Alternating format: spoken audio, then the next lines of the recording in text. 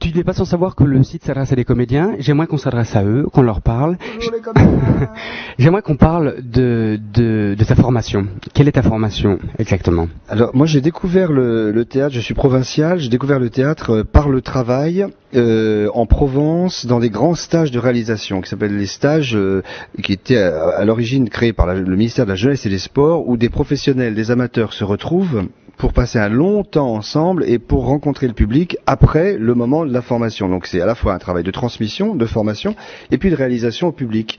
Donc j'ai fait ça pendant quelques années, ça m'a emmené à une première école d'art dramatique qui est l'école Charles Dulin, qui existe toujours à Paris, qui est une des meilleures écoles à mon sens, et aussi la moins chère, où c'est dans la pensée de Charles Dulin, avec une pensée pour un acteur responsable, un acteur qui est attentif aux autres, qui est soucieux du public et des poètes et des auteurs, avant de devenir une vedette ou un produit commercial. Et puis par chance, j'ai réussi le Conservatoire national, donc je suis rentré au Conservatoire national. Donc c'est ces trois univers-là, celui de l'éducation populaire, c'est-à-dire ces stages de réalisation, une grande école de théâtre issue des artisans du théâtre comme l'était Dulin et derrière lui Copeau, Jouvet, Dulin, Dasté, beaucoup de gens qui sont Bâti, enfin des grands hommes de théâtre et des femmes de théâtre, et puis le Conservatoire national, qui est le lieu un peu élitiste sans doute, où il n'y a que 12 acteurs pris par an sur des milliers de postulants, mais j'ai eu cette chance-là et ça m'a fait une bonne base de métier. Et puis on continue à se former toute la vie, hein, c'est-à-dire que ça c'est le début de la formation, puis après le travail de chaque rôle fait qu'on continue à se former. Et justement, alors tu continues à se former toute la vie, ça veut dire quoi exactement, concrètement? Qu'est-ce que tu fais pour ça? Tu fais des stages? Est-ce que le fait, tiens, c'est une question un peu subsidiaire, mais est-ce que le fait de regarder justement des fictions, au-delà du plaisir qu'on peut en prendre ou pas en prendre, est-ce que ça apporte quelque chose à un comédien, de voir un autre, un collègue ou pas un collègue forcément, mais quelqu'un jouer un rôle? Est-ce que ça peut apporter quelque chose? Ça, c'est vraiment être attentif à ce qui se passe et être en éveil soi-même, de considérer qu'on est en perpétuel mouvement, transformation, formation. Donc, je considère que je suis encore bien entendu un apprenti, je le serai toute ma vie. Les gens qui m'ont transmis cela ont parfois été âgés, justement, où je les ai vus vieillir et j'ai vu qu'eux-mêmes avaient cette humilité d'être sans cesse en train de se renouveler.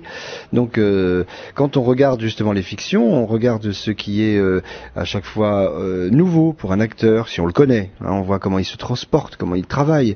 Là, j'ai vu tout à l'heure un jeune acteur français qui joue un personnage allemand, et j'ai vu que pour lequel il a fait un énorme travail de travail de langage, même s'il était sans doute possédant déjà la langue allemande, mais il a fait un travail d'homme allemand pendant la guerre, et c'était tout à fait formidable. Donc l'idée de voir les autres travailler, c'est ce qui continue à nous faire nous-mêmes avancer, travailler. Donc je regarde tout ça, et puis je continue, oui, à moi-même faire des stages, ou à transmettre moi-même. Ça fait partie aussi du métier d'apprentissage, que de continuer à apprendre en apprenant aux autres, et donc c'est tout au long de sa vie.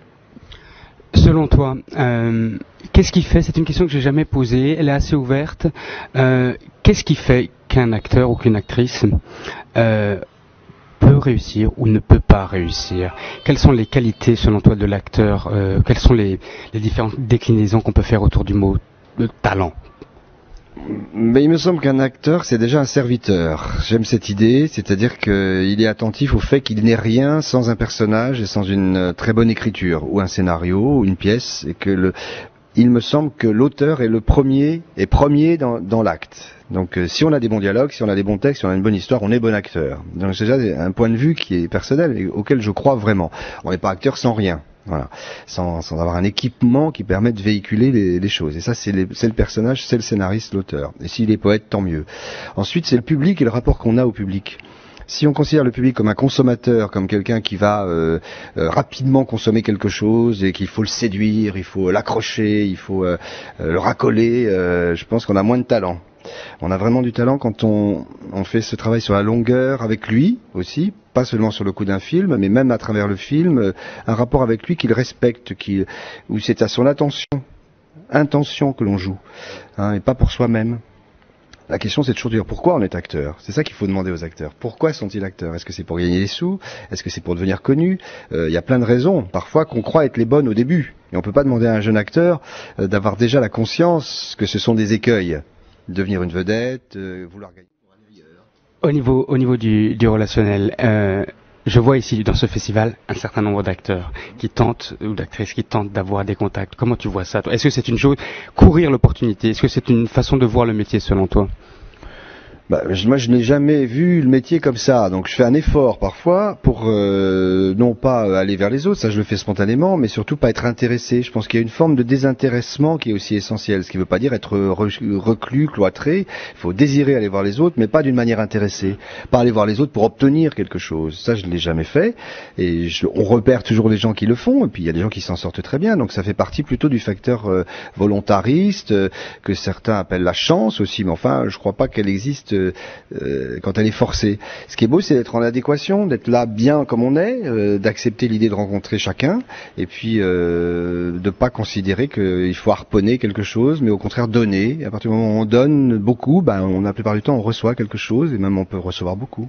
Donner sans avoir envie de reprendre, fatalement au départ. Absolument. Donne tout ce que tu peux sans reprendre. Ça, je crois que c'est une bonne façon de penser. D'ailleurs, il y a une phrase de René Char, qui est un grand poète, qui dit exactement cela. Donne sans compter et sans vouloir reprendre quoi que ce soit, telle est la voie sacrée. À peu de choses près, c'est ça. Donc, allez voir René Char. Eh ben super. Robin, on va terminer là-dessus. Merci à toi. Merci beaucoup.